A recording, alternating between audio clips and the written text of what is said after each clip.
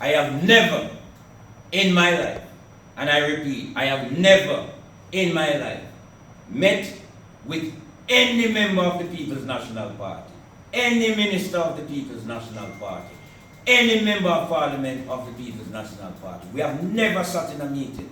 The closest I've come to any of them is when I went to Parliament 2 weeks ago. I was privileged to shake the hand of Michael Phillips.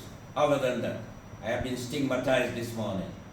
Sent a message to the Minister of Justice to do something about me because I am an operative of the People's National Party.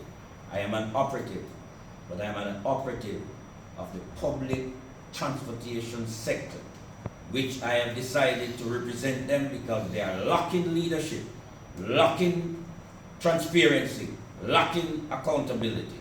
And I stand in that gap on their behalf. And because of that, I have been set up as one of the worst persons in this country. And it is at that voice tone why this room is not filled today. At this time, Mr. Madden